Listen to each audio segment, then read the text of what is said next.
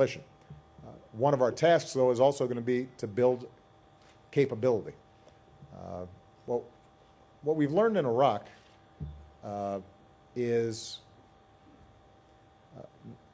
yes, ISIL has significant capabilities, and they combine terrorist tactics with traditional military tactics to significant effect. But part of the problem also is that we haven't seen as effective a fighting force on the part of the Iraqi security forces as we need. And we're going to have to focus on the capable units that are already there, bolster them, bolster the work that the Peshmerga has done. We can support them from the air, but ultimately we're going to need a strong ground game, and we're also going to need the Sunni tribes in many of these areas to recognize that their future is not with the kind of fanaticism that ISIL represents, so that they start taking the fight to ISIL as well. And that's going to require the sort of regional partnerships that we're talking about. In terms of timetable, we are working deliberately. If you look at what we've done over the last several months, we've taken this in stages. First stage is to make sure that we were encouraging Iraqi government formation. Second stage was making sure that, building on the intelligence assessments that we had done, that we were in a position to conduct limited airstrikes to protect our personnel, critical infrastructure, and engage in humanitarian activities.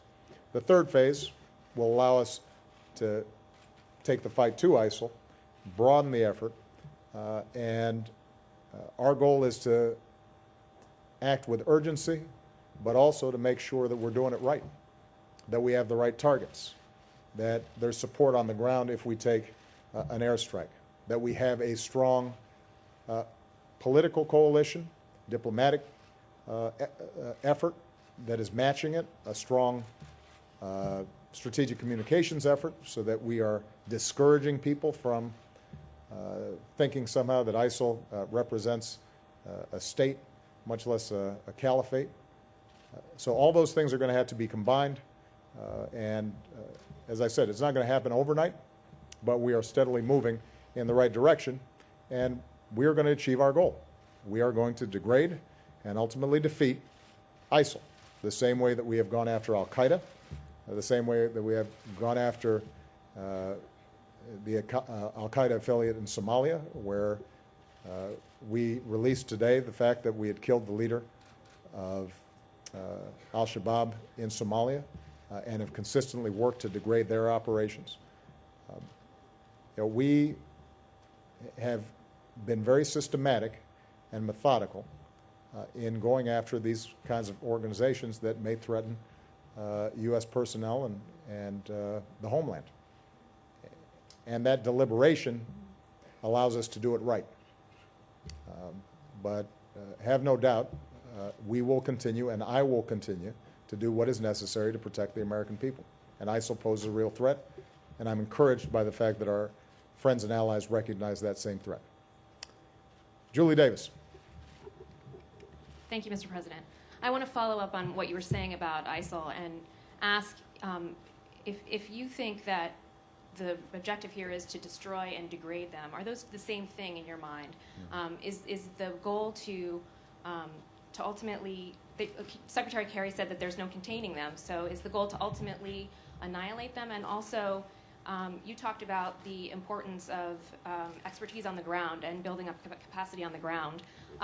Do you think, since airstrikes are not going to do it here, if ultimately action is needed in Syria, can you realistically expect the Free Syrian Army to do what's needed on the ground to really destroy, not just push back, ISIL?